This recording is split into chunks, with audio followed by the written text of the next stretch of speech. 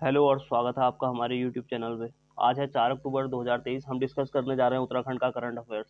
हमारा पहला news article है, ये उत्तराखंड सरकार का एडवर्टाइजमेंट है उत्तराखंड सेवा का अधिकार आयोग की तरफ से कि कौन कौन सी सेवाओं के लिए सेवा के अधिकार के अंतर्गत कौन कौन सी सेवाएं हैं और कितने दिनों के भीतर उतना वो सेवा आम नागरिक को उत्तराखंड के प्राप्त करने का अधिकार है।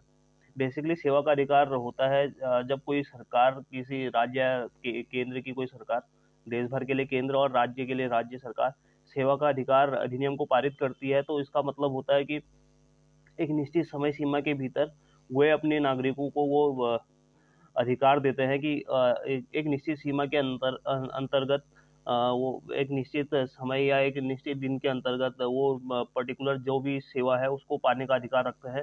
अगर वो सेवा उनको उतने दिनों के अंतर्गत वो काम उनका नहीं होता है तो वो उसके खिलाफ केस दायर कर सकते हैं और हर्जाना ले सकते हैं, जिसके लिए अधिकारी को जिम्मेदार ठहराया जाता है। तो हम देखते हैं कि उत्तराखंड सेवा का अधिकार आयोग जो है वो देहरादून में स्थापित है और ये जो उत्तराखंड सेवा का अधिकार अधिनियम है 2011 का बना हुआ है और 2011 से ही उत्तराखंड में लागू हुआ है।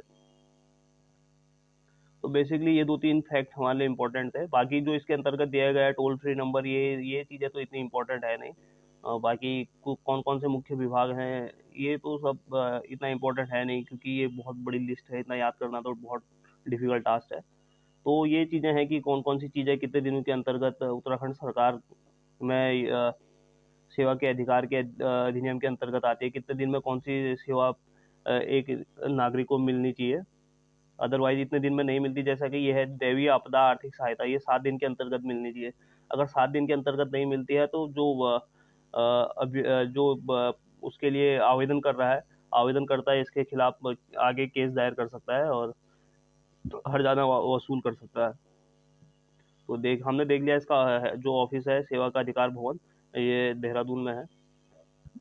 इसके अलावा मैंने जो सरकारी गजट है जो उत्तराखंड सरकार ने हर एक्ट के बाद इसे सरकारी गजट में देती है, तो ये उसमें मेंशन किया है कि उत्तराखंड सेवा का अधिकार विधेयक 2011 पर 4 अक्टूबर 2011 को राज्यपाल ने अपनी अनुमति दी है। तो हम ये 4 अक्टूबर 2011 से लागू है प्रदेश में।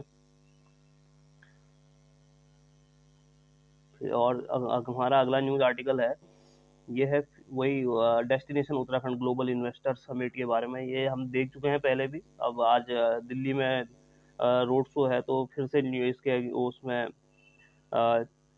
न्यू प्रदेश सरकार का एडवर्टाइजमेंट है। इसका जो मेन थीम है, इसकी थीम हम पहले भी डिस्कस कर चुके हैं, ये है पीस टू प्रोस्पेरिटी।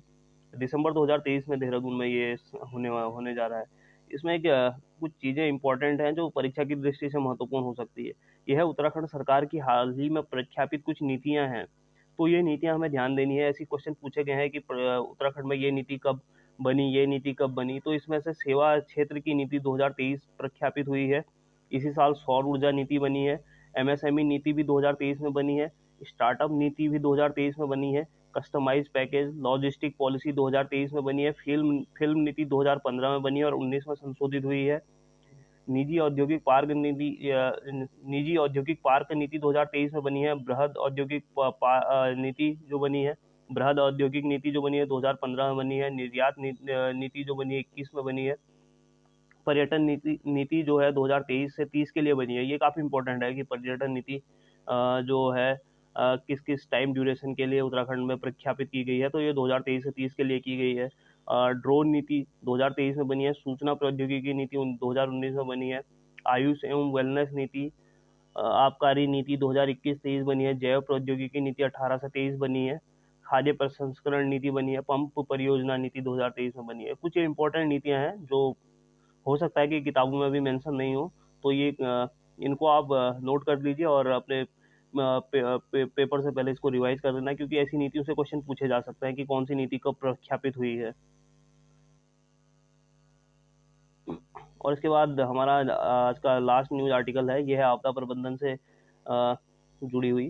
तो उत्तराखंड देहरादून में 28 नवंबर से 1 दिसंबर के बीच में छठे विश्व आपदा प्रबंधन सम्मेलन होने जा रहा है।